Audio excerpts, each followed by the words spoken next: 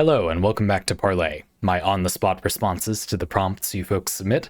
This one is from Bionicme, hope you'll enjoy listening. It's about survivability. This is the survivability series of theirs, part 3, Sevagoth's Overguard Troubles, or More Guard, More Problems. Bionicme begins most, if not all, games with systems that the topic of survivability applies to will use some kind of health pool, sometimes also more than one.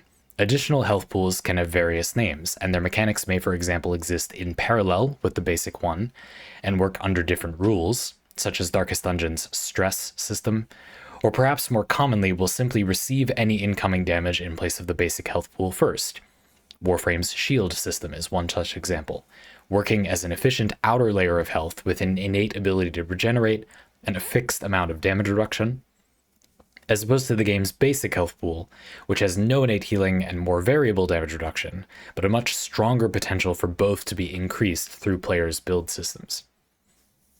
However, the central subject of today's parlay is the designs around a third health pool type that was added to Warframe much later in its development, called Overguard.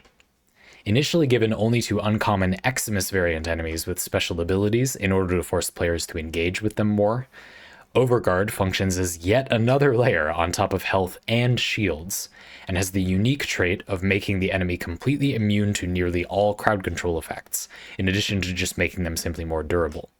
This addition has been described as causing the death of heavily crowd control based for Warframes, which relied on their ability to prevent all enemies to attack them in order to survive.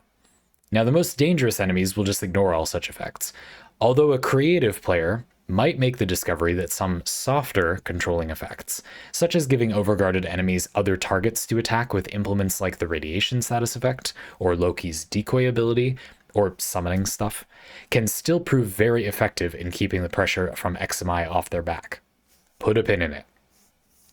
After some time, the developers started introducing ways for players to utilize Overguard as well, and gave it another two distinguishing factors from shields and health. One, Overguard has a cap determined by the source it's gained from.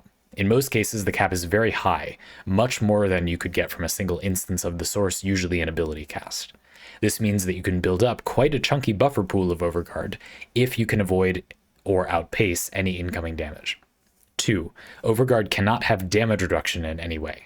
Suddenly, that massive health pool seems a lot smaller, since unlike the deceptively high effective health that can be squeezed out of the much smaller shield or health numbers, the Overguard you see is the Overguard you get. But, once again, a creative player may consider the tools at their disposal and make some discoveries. After all, there are numerous means to improve one's survivability beyond simple damage reduction. Making enemies output less damage by debuffing their stats, or perhaps controlling their actions, could effectively increase the value of Overguard by making it have to contend with less incoming damage. In a somewhat poetic twist of fate, the mechanic that killed crowd control frames, Overguard on enemies, could now also see them be the best positioned ones to make use of it themselves. Squishy Warframes that had previously relied on crowd control to stay alive benefit the most from an arbitrary amount of health that isn't affected by other damage reduction, but can benefit from enemies being crowd controlled. This was an epiphany that struck me some time ago, while I was deep in the buildcraft sauce, trying to find a sustainable setup for a sinfully greedy Sevagoth build. This build uses Rhino's Roar in place of Sevagoth's Shadow, and high enough ability strength to make the combined damage increases from Roar and his first ability multiply the damage of his second ability to reach 100% of current health as true damage. So it one-shots everything, mathematically. Sufficient ability range and energy economy was also very necessary, and in the end, the build space left for survivability was a total of one mod slot, whatever utility I could squeeze from the loadout's weapons. Sevagoth is also a very frail Warframe by default, and his strongest survivability tool is being able to transform into a much tankier form through his Shadow, and abusing gating with it, shield gating. But that was an option not left on the table for me, the way you were playing.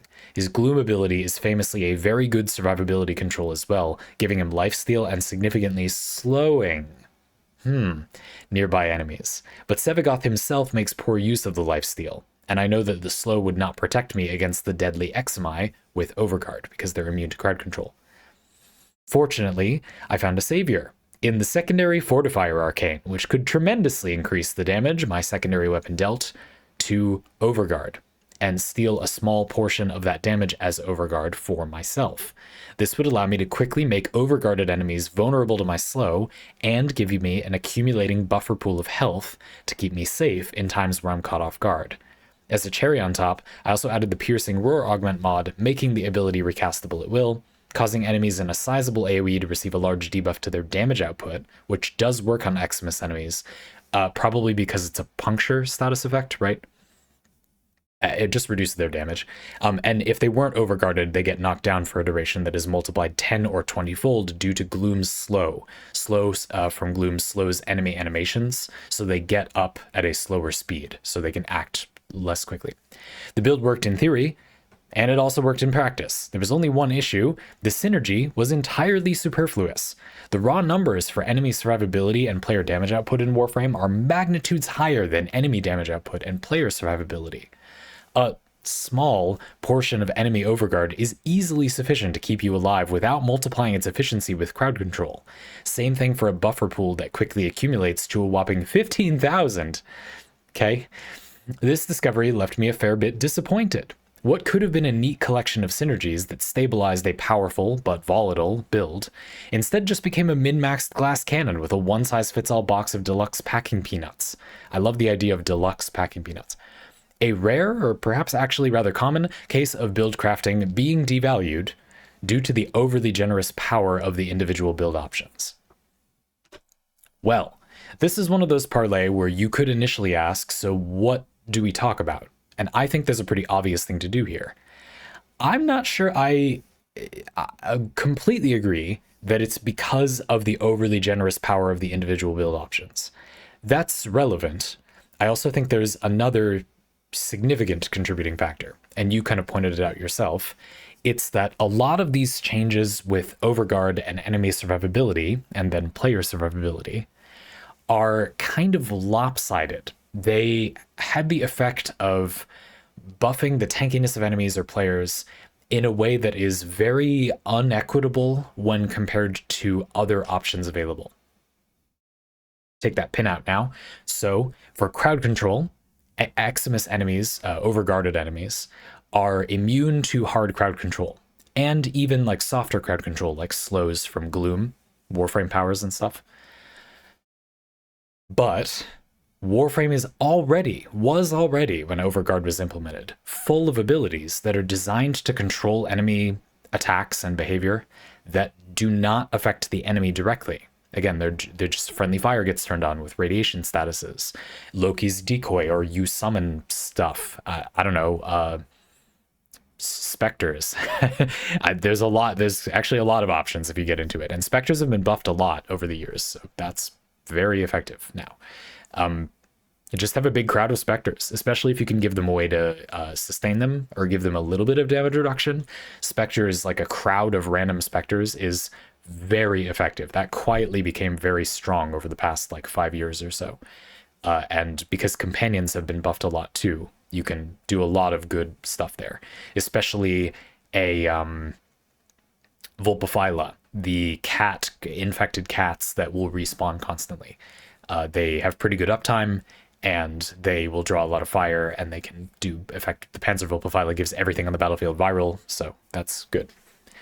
It's not very hard on most Warframe setups to make enemies highly distracted from the player, and that method was not really affected much by Overguard.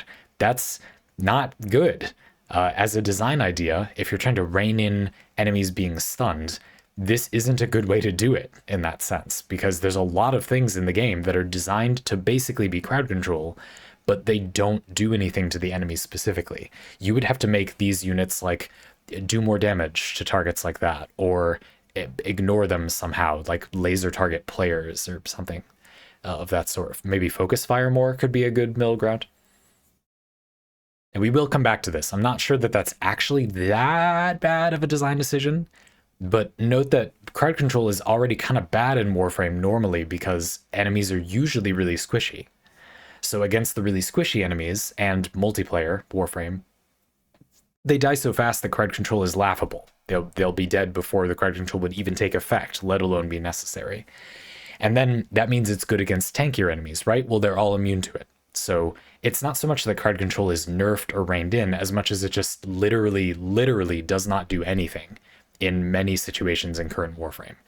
And so that's really weird. Again, we'll come back to this later. But I would argue a good amount of this build's power is coming from the fact that some of these abilities are so strong, partly because they need to hold up to being like kind of useless 90% of the time.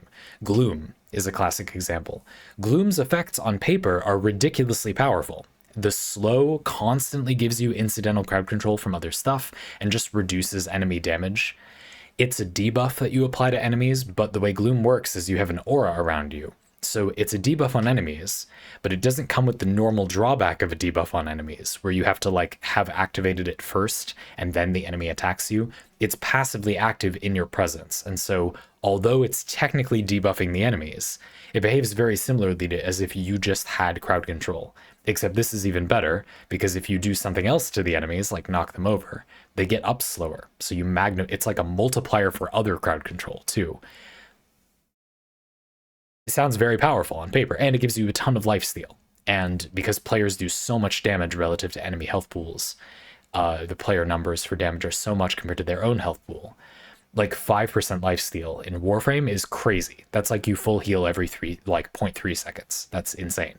That's like if you fire any random assault rifle, you get like 1,000 health heal several times every second. That lifesteal is nuts in Warframe. This just gives it to everything. Yet, in practice, it's not that broken of an ability because it's often just hilariously superfluous. Against the targets that it even affects, usually they're just dead. I mean, you can make a field that follows you around that just kills everything. Or an ability like Bionicme's true damage ability, where you just mathematically one-shot everything that appears. So for enemies affected by that type of effect, it doesn't really matter if they get slowed or crowd controlled most of the time. And for tankier enemies, well, they were made immune to it. So, I definitely think that there's a really fun, therefore, kind of comeuppance in your description of this build, where this build has a way of getting Overguard to keep Sevagoth tanky, that then removes the Overguard from the enemies that this build would already have hard countered into the sun if it was able to do its stuff against them, which this allows you to do. The mechanic that makes the build tankier, causes the build's effectiveness to be turned on against the enemies it would have had a problem with, which makes it insanely overpowered. You could say then that there are kind of three actually players in this game. The individual build options are too strong. The things that enable those build options to work against things they didn't work against before provide a slingshotting effect because this arcane counters Overguard, but then gives you Overguard. It not only removes your weakness, but turns it into a strength, which is too much. Like that's too strong. If you think about it, secondary fortifier in general is just inherently kind of broken because the warframes that will benefit from the Overguard are going to be that they were squishy, but they had a ton of crowd control, which was inhibited by Overguard. So it will pretty much always either do nothing, like the warframe won't need the Overguard, or it will give them Overguard they needed. They were designed to be squishy because they have crowd control, and remove Overguard they need removed because they were designed to be squishy so they have crowd control. Which will almost always inherently do this kind of flip where suddenly the entire warframe gets turned on and you don't have to worry about survivability, all for a weapon slot, like not even a slot on the warframe. That's just extremely broken. And you can see that it's where the problem is coming from is that making Overguard only negate enemy targeted crowd control is just not a complete solution. You could make this a weaker solution to enemy Overguard if you made enemy Overguard less of a lopsided solution to player crowd control. Make it so the solution I like is to create a break bar type mechanic. Guild Wars 2 has something like this. When you do a crowd control effect to an enemy with these mechanics, they don't suffer the crowd control effect, but they take like poise or stagger damage. And you can see this on a bar. There's a mechanic in Guild Wars 2 where you often want to time your like stagger or poise damage to be when the enemy is in the middle of an attack they want to do. When you empty the bar, you don't get the crowd control you applied, but you do get a hefty stun against the enemy. And then you can do a bunch of damage, and you can time this cleverly to interrupt enemies' attacks. Players can often coordinate surprisingly well even in public when using this mechanic, because it's intuitive that if the enemy has a big charge-up attack that's well telegraphed, you kind of want to wait until then, and players who've seen that attack before learn over time that they can kind of hold back their crowd control, and then if they use it right at the right time, bam, there you go. How this would work in Warframe, where enemies have, players often have passive CC that is then affecting enemies when they're in their presence, like Gloom. How does Gloom drain this? Maybe it just drains it over time, and then that's not by too much, so you can still time it and have it be a game mechanic. I don't really know, but I think that that's at least a reasonable idea. You could also have Gloom do only limited damage to Overguard and then pause unless recast. I don't love that quite so much, but you can probably figure it out. You could even do something like you can empty a stagger bar with passive CC, but it can't actually be triggered except by active CC. That seems like an okay compromise, so that almost every Warframe has an easy time having like some form of active crowd control. So it would never really be a restriction, but then you can just make the passive CC work, yet it doesn't steal your ability to use timing to your advantage. And I feel like that type of solution would be a more complete difficulty model solution, which would allow these options to be kind of rebalanced. Because as it is, Secondary Fortifier doesn't seem that productive for builds that don't need to worry about the Overguard defenses on themselves, and therefore probably have time where they're more optimized into just blowing through enemy Overguard with damage. As it stands, you kind of want a way for the crowd control squishy frames to push back against Overguard. But because the problem is so lopsided, the game is basically just completely different for those Warframes. Warframe continues, as it has for many years, basically forever, to have this problem where it's multiple different games that all use the same pieces. And so most mechanics in Warframe are just totally irrelevant like 33% of the time. And this causes this weird lopsided thing where the game doesn't really have a complete solution to, like crowd control or defenses on the player, and etc. Increasingly, you could say that it kind of does, in that there's basically no Warframes in the game that you can't make tanky now, like passively tanky. They can take a lot of damage and just stand there, and for some meaningful amount of time they will not die. That wasn't always true in my experience, but it's definitely true now. You can just give them a pistol and that'll be true now. But it was mostly already true for a little while. I would say I would also point the finger a little bit, though, at the balance of the effects, sure. I just feel like it's not only that. I feel like a lot of where this is coming from is the lopsidedness of enemy effects. So let's back up for a sec. So to summarize, I think a significant part of the problem is the incomplete nature of implementing Overguard as a solution to like player power, I guess, if you want to say. If you think about it, Overguard mostly nerfing like you stunning an enemy is kind of weird in the first place, because that is already not very good in Warframe as a whole. It would only have been good against these enemies. And the idea that it like was needed is that's not entirely clear to me. It's not. I guess you could say enemies just being stun locked for an eternity seems a little odd. But if they're squishier enemies, I honestly don't think that actually matters that much. And I feel like there's a better way to make a more complete solution for enemies. And personally, I think that complete solution is pretty clear. Something like a break bar mechanic just makes more sense. Have it be that the crowd control has an effect, but the enemy is resistant to it. Having them be immune to it and then fully vulnerable to it, your defense is only as good as its weakest point. When you do something about Overguard, the enemies have no advantage and they're vulnerable to crowd control. So you did nothing. And when you don't do anything about Overguard, it's an absolute block to this mechanic from players. So their abilities just don't do anything. That's bad. It's obviously better if both mechanics do something most of the time and you just find a way to mediate it. So again, I don't want to be overly harsh. It's not this idiotic mechanic, but it's kind of an incomplete solution. I mean, I think a thing you could do would be to have crowd control do Overguard damage. That's a fairly simple way that you could make it work currently. Have crowd control abilities do like damage number damage to Overguard effects. This would take some work. You would need to go through and apply a value to all of the Overguard ability, or all of the crowd control abilities, so they can do damage to Overguard. And you would need to do it for a lot of weird little abilities. That would take a decent amount of work, although it is just numbers. And you could do it in a standardized way where you say, if it's a hard crowd control like a stun, we just say that that does this, like 1 second of stun is this amount of Overguard damage, and then we could just multiply that by however long the stuns are. And then for soft effects, we can adjust it from there, and then you can always tweak a little and have it be that maybe this ability is an AoE stun, so maybe it does a little less Overguard damage, something like that. That would kind of be what you'd need to do anyway for stagger damage. So yeah, there's a way you could do it where you could make an algorithm that just converts what the enemy would have had as an effect, like a slow or a stun, into like how much output from the enemy did they lose, and therefore that is how much like stagger damage they take. Or you could just put numbers in for everything. Again, that would take not an insignificant amount of work, but you absolutely could do that. And from where I'm standing, you absolutely should do that, because it would make the game way more interesting and fun and add this new layer to combat. It's funny, there's such a thin threshold where combat is interactive, where it's like the player can do things, but the player's behavior is checked in some way. They can't just ignore the enemy.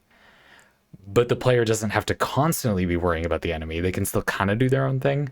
And games are sort of on a spectrum between Warframe and, like, I don't know, Elden Ring or Dark Souls or something, where you mostly need to respect the enemy, Monster Hunter, but a okay amount of the time you can kind of do your own thing too. And with extreme setups, you can actually just dunk on enemies in those games. But anyway, Insect Clave. So I think that's a bigger part of the issue. It definitely isn't not part of the issue, though, that the knock-on effect of crowd control just not working against tanky enemies is that it's been inflated a lot. And the crowd control abilities are very strong because they assume they don't work on enemies that are honestly worth crowd controlling. So there's one part of the problem that is the solution in the game to mediate builds like this or crowd control are very lopsided, very all or nothing. Not necessarily poorly balanced or thought out, as much as just not equitable at all. Or I think a bigger thing is that, and we'll get into this in a minute, that if you do a build craft about them, they basically just vanish. And so that's the knock-on effect here. If you don't do anything about them, they turn off half the game's mechanics, but you can do something about them. And when you do, they turn off as a mechanic. That's a very, very all or nothing, very feast or famine way to do it. So that's part of the issue. And then over here, we have, partly related to that being true, the abilities themselves are overpowered in a vacuum, but then in practice, it's because they basically just won't work unless you do something. Again, this is that classic thing with Buildcraft where rather than it being that the power is overly generous, it's more like the power is too conditionally generous. It's, again, very all or nothing. You as a developer are providing the player the ability to make build decisions so that they can input the last little bit of game design and get an experience that they like more than what they would have gotten otherwise. They can pick how they want to play and enjoy a variety of flavors of play. The tightrope to walk here is always that you don't want to make it so the player can remove your ability to know what the game even is. If the player can straight up transform the game into something else, well, that's actually good, but you need to find a way to deal with the fact that then you don't know what it is. You don't know what they transform the game into, right? And in this case, I think the criticism then is that it isn't that hard to figure out what the players will transform the game into. A game of rocket tag where you obliterate enemies Overguard and then you have super overpowered crowd control. So you could pretty reasonably have balanced for that without having to know this was coming. I have a bone to pick with this subject, so I'm going to harp on it for a sec. I have never really understood this type of balance problem being a problem in games. I feel like it's pretty simple. You could just have someone who likes making builds go into the game, look at a mechanic or a modifier in the game and say, how does this interact with the build stuff? Write all that stuff down. Is that an interesting set of opportunity cost pressures upon the player, me, looking at these things? Yes or no? What would it take for them to be different? And maybe I'm underestimating how hard that is for most people. But I don't think it's very hard. And I'm not trying to be cocky about that. I legitimately am confused. I'm not trying to say people are just stupid and I'm being passive aggressive. I don't mean to come off that way. I just legitimately don't really understand. I feel like it's kind of easy to just sort of go through that. So again, for Warframe, we kind of did it in the past 20 minutes. We looked at how Overguard affects a lot of abilities, looked at how those abilities are positioned normally, and then kind of analyzed through. And it doesn't seem like nerfing the abilities that were sort of already among the worst, crowd control, except against the targets that, they would have been good against, but you made them immune to it. So you've nerfed those abilities. That doesn't seem like equitable or relevant. Like, why? That doesn't seem... it kind of makes me feel like, and Warframe was guilty of this for a lot of its history, I happen to know, that the developers responded overmuch to a community complaint without interpreting it and seeing what the game design level problem is. They basically just said, oh, players are complaining that, I don't know specifically, but like everything is stunned and enemies are always stunned. So we got to stop that. And it's like, well, but do you have to stop that? Or do you just need some enemies that are threatening when there are stuns? And therefore you want to like hold your stuns or time your stuns. Also, I think when you look at Warframe kits, a lot of Warframe's kits have very redundant crowd control. They have multiple crowd control abilities that don't do much but crowd control enemies. So there isn't really a reason to use both of them unless they did more or something. This would both be useful if you could kind of interact with Overguard, like destroy it with crowd control abilities. You'd want multiple, maybe. But also, if it doesn't affect every enemy or enemies are just already stunned, you don't want to use multiple crowd control abilities as much. This also strikes me as a place where the Helminth system would be very helpful. Warframe lets you replace one Warframe ability with another. Each Warframe gives a set ability, but you can replace any of a Warframe's 4 abilities with whatever set ability from another Warframe. Like you've done in this build, where you replaced Sevagoth's Shadow, his 4th ability, with the set ability that Rhino provides, which is Roar. You chose to put it on slot 4 for Sevagoth. Because you can do that, yeah, in theory, you can just like mediate the amount of crowd control that's out there. And if you give the player enough incentive not to bring too much crowd control, they might bring less. Now, the Helminth system is pretty buried in Warframe, at least it was when I played. I don't know statistically, but I bet you that most players do not have the Helminth system or don't use it that much. And this means that even though it's a mechanic that I would argue is pretty core to the experience of enjoying making builds in Warframe, it's something that many players just don't have or see as a way to kind of mediate that. So it's also been well documented that Warframe was a game that kind of apologized for its players' concerns a lot. Like there was a lot of, the player isn't used to this new tactical problem, so we will just mod it out of the game or make it too easy to deal with, rather than waiting for players to adapt. And this creates a negative feedback loop where players are used to not needing to adapt. So when they need to adapt to something, there's a gray area where the game should be like reasonable and balanced. The player shouldn't need to bend over backwards for everything. But part of the fun of games is that you are working within some constraints and you have to do something that interacts with the rest of the game.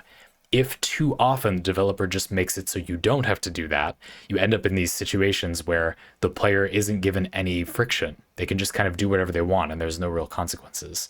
And this seems fine to a lot of players, but this is an example of why it's a problem. It leads to a game where there isn't any reason to rein in the amount of crowd control in this case that the player has. So yeah, we've arrived in the current situation. I would say there are those two parts to it, though, that it is partly the concern that the Overguard is just not a complete way to address the stuff that's in the game. It doesn't really make that much sense when you look at how crowd control heavy frames existed and how crowd control worked in the game. But then also that a lot of abilities are just too powerful of a counter to a set thing. And the game gives you a ton of space to combine a bunch of different options to make a solution to a problem, but you don't actually need it. Usually one slot, literally any one slot, one ability, one mod in your Warframe, one arcane on one of your weapons, and only on one of your weapons, is enough to completely delete an entire game mechanic. Enemies are attacking you, just one slot is enough to make it so you don't need to worry about their damage. Overguard, just one slot is enough to basically delete it from the game. Enemies have Nullifier Bubble, you're vulnerable to. Just one slot is enough to make that completely not even exist anymore. The Miter has an augment mod, but you could just use a weapon that fires fast. Less than one slot. Energy generation, easily one slot is enough to get you more than enough that you'll ever need. Especially when everything else is so efficient. You don't exactly need to spam a lot of these abilities. So yes, I think that's part of the issue. Yeah, I mean, one way that people could spectate this parlay would be to say that it's a study on balance. Like, why does game balance kind of matter? I do want to point out, as a little aside as we wind down, that there is one thing that is good about Overguard making enemies more resistant to crowd control. It's not good that they're completely immune to it, in my opinion, but making them more resistant to it is good for balance in one way, which is that summoning decoy enemies or allies like specters, Loki's decoy, your pets, was, I think, really weak in Warframe in the past. And now it's like sort of okay against tankier enemies, which is good. You know, to me, that seems like balanced, but not amazing. And that's kind of good because it's good to err on the side of caution when you're automating something. You let the player summon a bunch of minions to fight for them. That's maybe a tiny bit underpowered, but they're still pretty good if you build into them. I have a build that is like you heavily buff the output of your summoned, like specters and stuff, and your pet. And that build is pretty good. You know, it can, like, you can make interception much easier if you play solo or with an unpopulated group. You can have your crowd of specters with buffs provided by you hold 1 point, and they will be able to hold the point on their own and kill steel path level difficulty enemies on their own while you go get another point.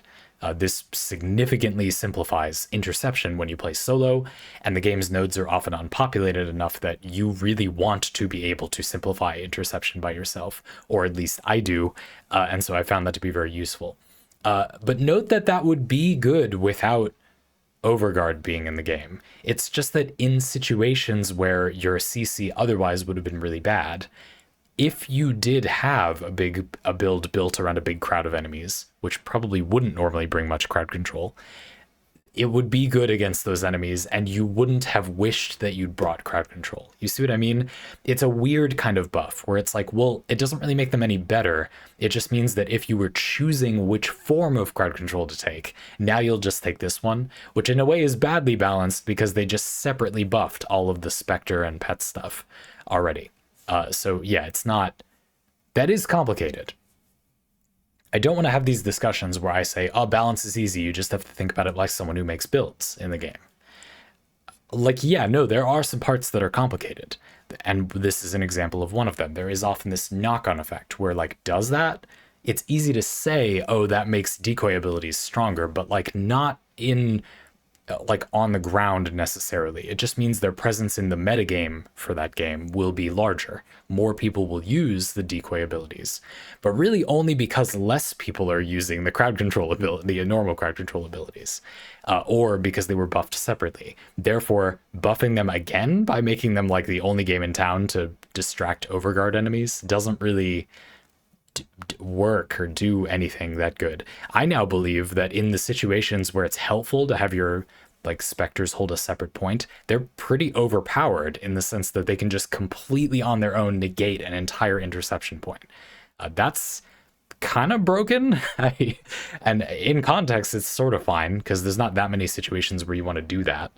And if the mission is populated with other players, it just doesn't matter. And so you like, sure, it's fine to have a solution when that's not the case. But like in a vacuum, they're pretty busted actually, especially your on-call crew member, the person that can use modded weapons, because they can do the damage output of a Warframe player.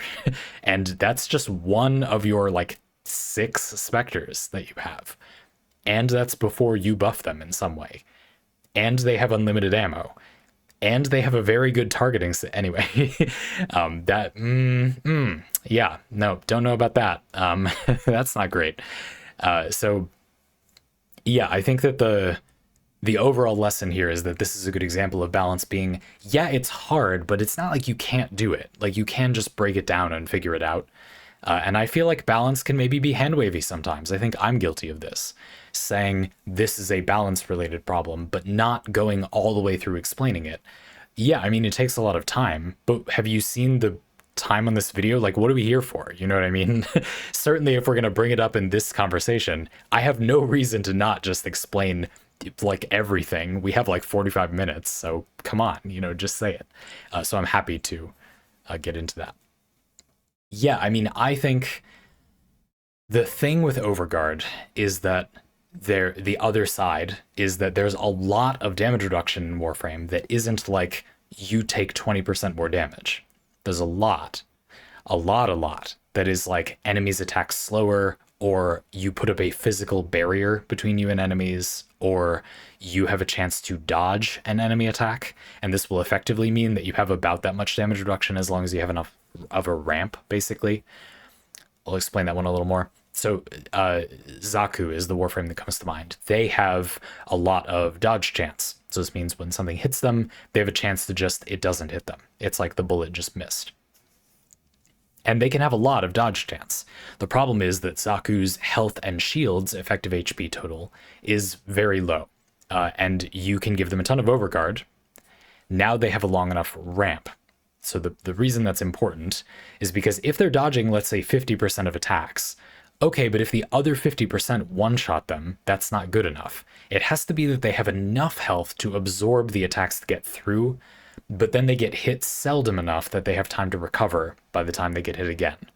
Having a big block of not very durable HP, Overguard, is a very good way to do this, and turns it to be that because Overguard is not limited by health or shield totals innate to the frame, you can just arbitrarily say my Zaku has a 20,000 health, basically, Overguard ramp with which to average out the statistics of the dodge chance. And now it's basically just damage reduction.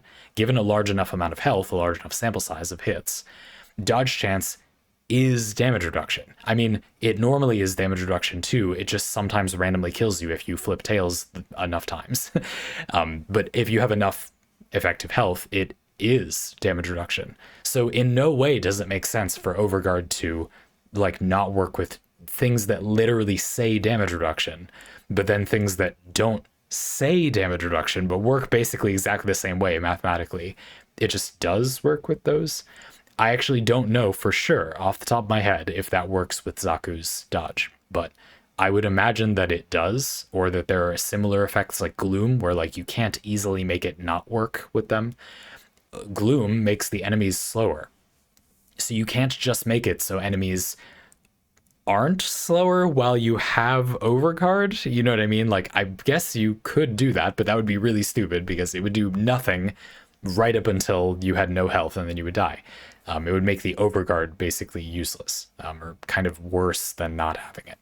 And this is very similar to the problem that enemy Overguard has, you might realize. There's this all or nothing like behavior that's going on here, where it's not that Overguard is like less good with damage reduction. It just flat out doesn't work with some forms, but works with absolutely no restrictions for other forms. And you could argue, again, that some of these forms of damage reduction that it does work with were worse previously. So Titania has dodge chance as well. And again, like the Zaku dodge chance, I think can be a bit of a liability if you don't do anything else, because they have a pretty small health pool innately. So it works totally well, right? It buffs those things. And I wouldn't be surprised if when this was implemented, that was a thought that someone said. They said, see, no, it does, but it is good to buff those things because it's traditional damage reduction that is overpowered in the game at the moment. But not 100% consistently is what I think. And I feel like there's a vigilance that's missing where, yeah, like for summoning specters and stuff, yes, those were weaker. And so I guess buffing them by making them a good way to deal with Overguard enemies that are immune to normal crowd control sort of sounds good on paper in theory, but then you just buffed the specters. And so now they're just good anyway. But then also they're the only game in town for dealing with overguarded enemies. Like, that doesn't seem... There's a clerical thing missing where you could just write down, this is the benefit of this game mechanic when you use it in an opportunity cost imposed build system situation. And I don't really know why you would develop a game with a build system and not have that thing, or like something equivalent to that. What is the niche that this thing fills? Instead, my experience is that most games are developed kind of the opposite way, by doing something like looking at the list of everything you can do in the game and then putting all of it in. The game uses all of its design space, that's often called, and then you just make sure that all those things are good in their own way. What I'm suggesting is doing it, again, the reverse way.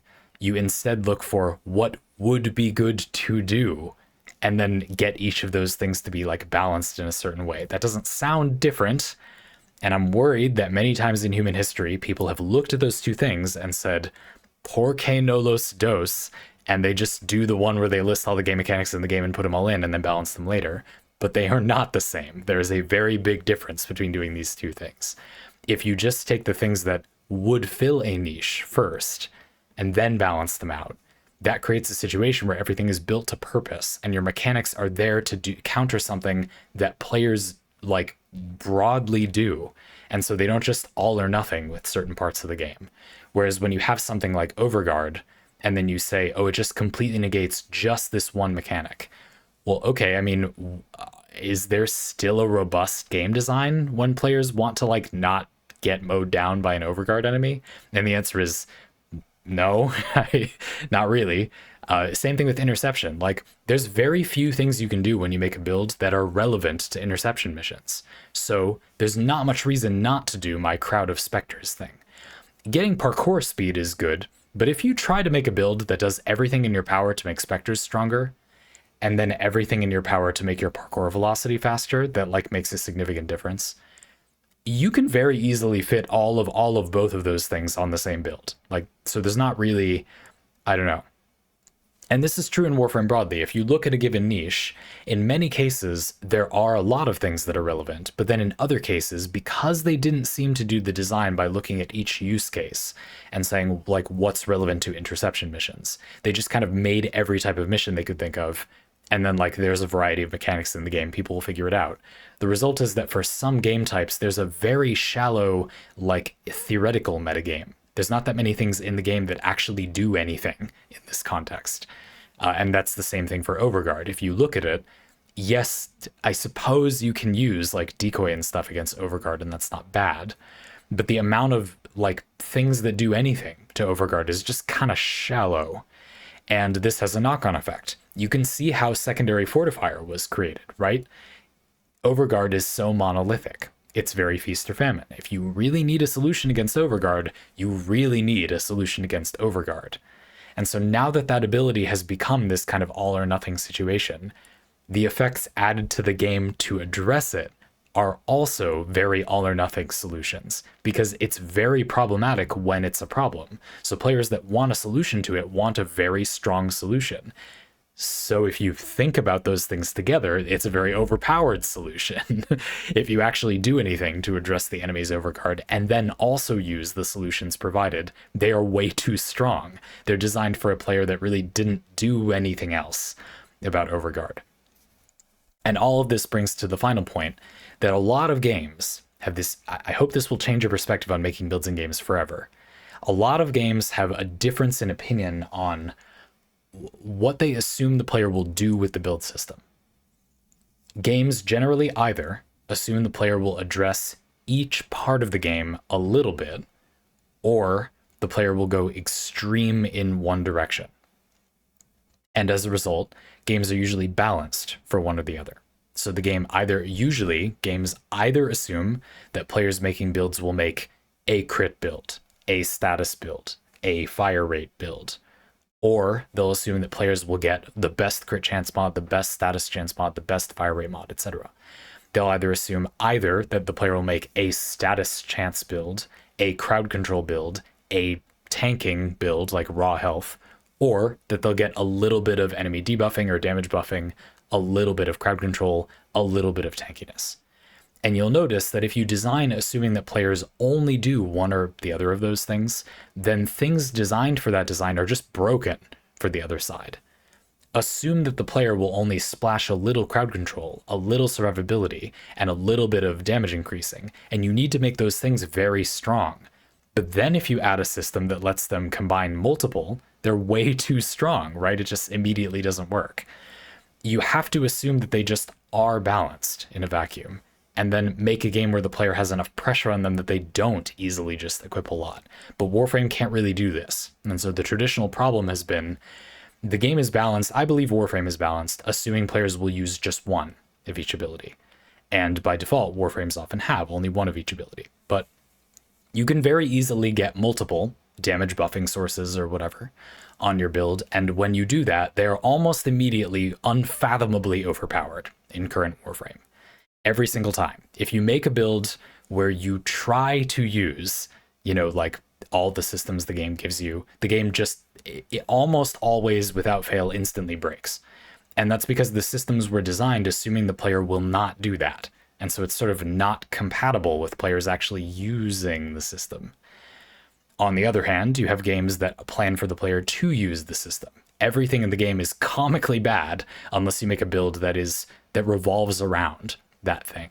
I would say Limbus Company is closer to being like this. There are lots of effects in the game where if you don't do everything you can do, or most of what you can do, to stack up this status effect, you won't be able to stack it up enough, and it won't really go anywhere. But if you do everything you can do, then it kind of turns on. There's a very critical threshold there.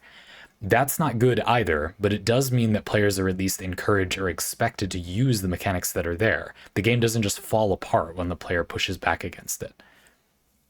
And thus, the game tends not to need to just turn off entire mechanics. Sometimes the enemy will need to push back in some way, but a lot of the time this will just be, it's not good either, but the enemy does some damage you can't avoid, but it does less if you manage to beat them in a clash in Limbus Company. That's a very common mechanic. Limbus Company will have you clash enemy attacks, and if you win the clash, normally they wouldn't get to attack, but they'll design these attacks where if you win the clash, the attack still happens against you, but it does much less damage, or like it loses its effects. So you can still stop the important part of it from happening, but the enemy isn't completely defanged if you clash every attack. And I think in theory, this is a good solution. People who play Limbus Company it's a whole other thing. But in theory, I think that does make some sense. So what do we do, having looked at this? It's kind of bad to balance assuming either thing. So what are you supposed to do? I believe the fundamental problem in both cases is that there isn't enough opportunity cost. In Warframe and Limbus Company, you can, at least so far, take every single solitary thing that your build would want, and because in Warframe, each thing is designed to be so powerful on its own, you'll have enough. So you don't need to take like every counter against Overguard. Just taking one will be more than enough. You don't need to take every damage buffing ability. 1 or 2 will be more than enough, etc. In Limbus Company, you have enough room on your team that you can bring everything relevant to that status. If there are a few different ways to support, rupture or sinking or whatever, you can bring all of them. And you can't always use all of them at the same time, but while you might not know to bring all these things to enable this status, the game does give you the space to bring them all if you know what they all are. If you ask ChatGPT to spit out all of the rupture support, and then you bring all of those things, you will find that you are allowed to have them all on the same team. And that is bad. You need to have some way that the player has to do a build thing if you're going to ask them to make a build. So, well, I think that's kind of outside the scope of this parlay. I wanted to at least get to the point where we can see the problem that build design asks. If you're going to say build systems are kind of sussy and need to be worked on, and I do think that Overguard and enemies being immune to crowd control could, when I say easily be better, I mean I can describe to you in detail what the system would be that I think would be good, but it wouldn't be trivially easy to implement. At least you can see this is where the problem is. This is the frontier of the problem as I see it. In current games, build systems, almost always, we don't have a real solution for, is the player going to do everything in their power and the game is balanced around that, or the game assumes the player does nothing in their power and we balance around that. Both break at different times unless they apply enough pressure to the player. I believe the solution in a nutshell is opportunity cost. You need to put enough pressures on the player, which can be difficulty, but that would be a topic for another time. If you want to ask questions like this, we'd love to have you around for another parlay. You can do that using a link in the description. And Bionicme, it was a pleasure as usual. I hope you were okay with the direction I took this one in. It was a bit open-ended, so I just tried to talk about the subject of this balancing thing. See you in the next one.